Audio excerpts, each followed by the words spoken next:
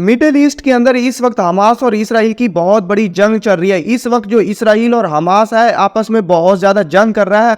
पूरी दुनिया के ऊपर इसके असरात जाहिर हो रहे हैं। इस वक्त पाकिस्तान के ऊपर भी बहुत बड़ा असर जाहिर हुआ है। क्या है? एमिड rising tension in middle east के अंदर इन दो चीजों की बहुत बड़ी जंग चल रही है।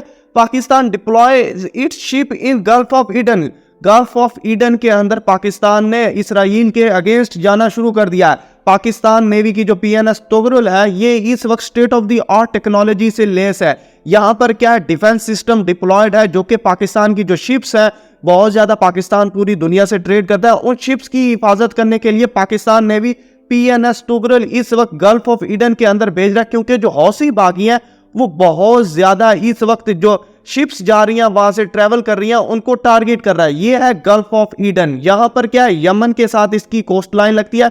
यमन के अंदर जो मोस्टली कंट्रोल्ड है वो है हौसी बागी जो है इस वक्त यमन को बहुत ज्यादा कंट्रोल करते हैं। और मिडिल ईस्ट के अंदर पता है आपको इसराइल और हमास की जंग लगी हुई है और यमन के जो हौसी बागी हैं वो हमास को सपोर्ट कर रहे हैं।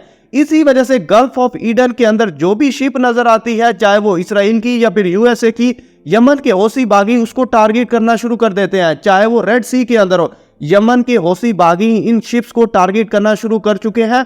और यहां पर क्या है? पाकिस्तान की शिप्स भी इसी रूट से ट्रेवल करती है। गल्फ ऑफ ईडन ये जो जगह है ये बिजिएस्ट रूट है। आगे मैं आपको मैप के जरिए सारा डिटेल से समझाऊंगा।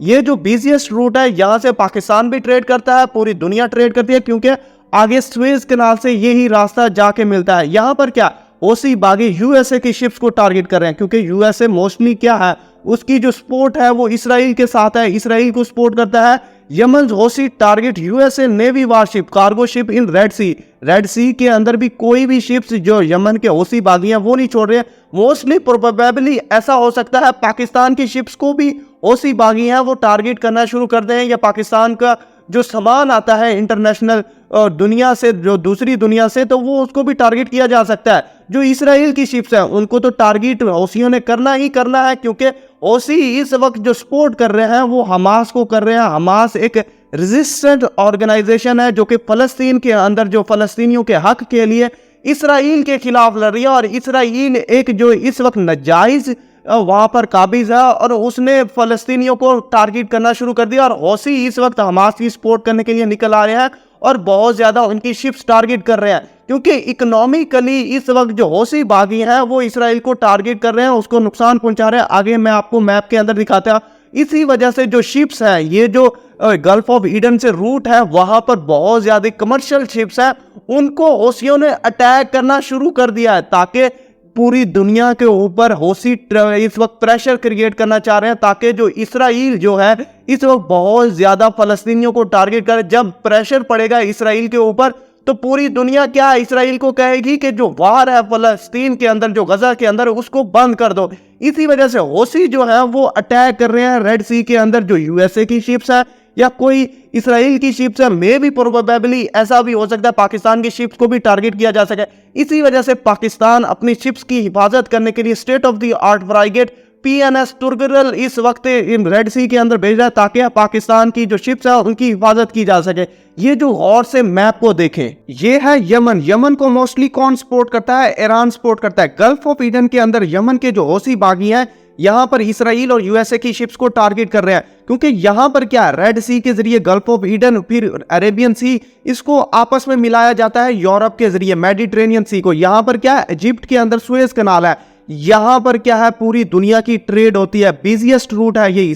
सुएज कैनाल से होकर रेड सी के अंदर सामान आता है, सामान फिर रेड सी से होता है गल्फ ऑफ ईडन और गल्फ ऑफ ईडन से फिर अरेबियन सी। इसी तरह पूरी दुनिया, इंडिया, पाकिस्तान, जो भी ईस्ट एशियन कंट्रीज है, चाहे चाइना हो, अपना जो सामान है वो यूरोप के अंदर इसी रूट से भेजता है, क्योंकि यहाँ पर यमन के हौसी बागियां उन्होंने शिप्स को टारगेट करना शुरू कर दिया और पाकिस्तानी शिप्स को भी खतरा है कि यहाँ पर उनको टारगेट किया जाए। तो पाकिस्तान की जो शिप्स हैं उसके ऊपर बहुत बड़ा डिफेंस सिस्टम है, PNS तुगरल के ऊपर लगा होगा और कोई भी यमन से कोई भी जो मिसाइल आता है उसको इंटरसेप्ट करके उसको तबाह कर देंगे और पाकिस्तान की जो ट्रेड होगी उसकी हिफाजत कर देंगे। और पूरी दुनिया के अंदर जो नेवीज हैं यही काम करती हैं। यहाँ पर यमन क्या है इकोनॉमिकली इसराइल को टारगेट कर रहा है। इसराइल की जब यहाँ से शिप्स गल्फ ऑफ ईडन से नहीं गुजरेंगी, रेड सी से नहीं गुजरेंगी, तो इंडिया तक पहुंचते पहुंचते उसको बहुत ज्यादा किराया पड़ेगा। कैसे? पहले क्या है, इसराइल की या फिर कोई दूसरी वेस्टर्न कंट्री मेडिटेरेनियन सी के अंदर है, मेडिटेरेनियन सी से फिर साउथ अफ्रीका से फिर क्या है इंडियन ओशन से ईस्ट एशियन कंट्री या फिर ऑस्ट्रेलिया, इंडिया, पाकिस्तान के अंदर सामान आएगा। जैसे ही क्या उनका खर्चा बढ़ेगा, इसराइल के ऊपर प्रेशर आना शुरू कर देगा कि वो हमास के साथ जो सूरत हाल कर रहा है, कि उनको तबाही कर रहा है गजा के अंदर, इसको बंद कर दे। इसी वजह से क्या उसी बागी क्या है इसराइल को इकोनॉमिकली टारगेट कर रहे हैं। तो पाकिस्तान की जो शिप्स है यहाँ पर किस लिए जा रही हैं, यहाँ पर जो पाकिस्तान की ट्रेड होती है वेस्ट के साथ, यहाँ पर बहुत सारी शिप्स पाकिस्तान के अंदर आती हैं, तो उनकी बहुत ज्यादा हिफाजत करेगा अपने डिफेंस सिस्टम के साथ। और बहुत ज्यादा अगर ये वार एस्केलेट होती है तो यमन के हूसी बागी एस्केलेट करते हैं या फिर इसराइल एस्केलेट करा, पूरा मिडल ईस्ट बहुत ज्यादा कैटास्ट्रॉफी फेस करेगा, पूरी दुनिया कैटास्ट्रॉफी फेस करेगा।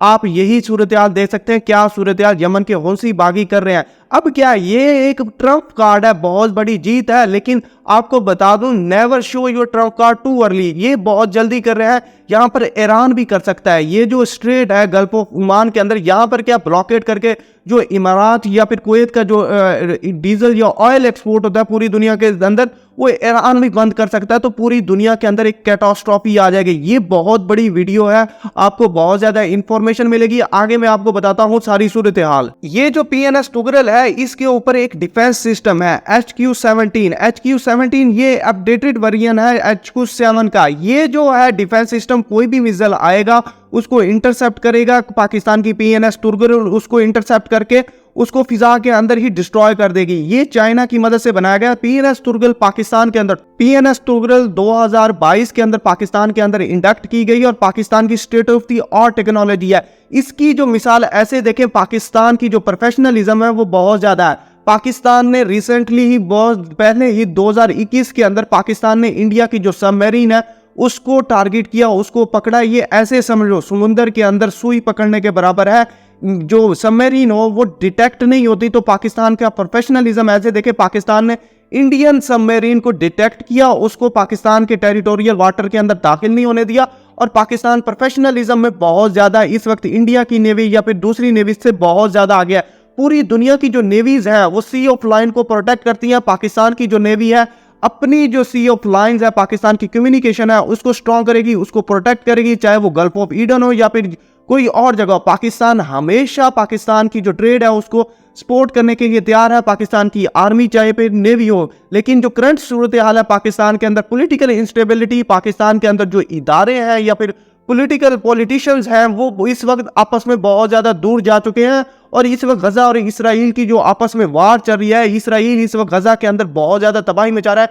इवन के पहले क्या वो नादरन गजा को डिस्ट्रॉय किया उसने, अब क्या सौदरन गजा के अंदर टैंक लेके दाखिल हो चुका है। इस वीडियो को लाइक करें और कमेंट बॉक्स के अंदर अपना ओपिनियन लाजमी दीजिएगा और इस वीडियो को लाजमी अपने दोस्तों के साथ शेयर कीजिएगा ताकि हर किसी को इंफॉर्मेशन मिल सके।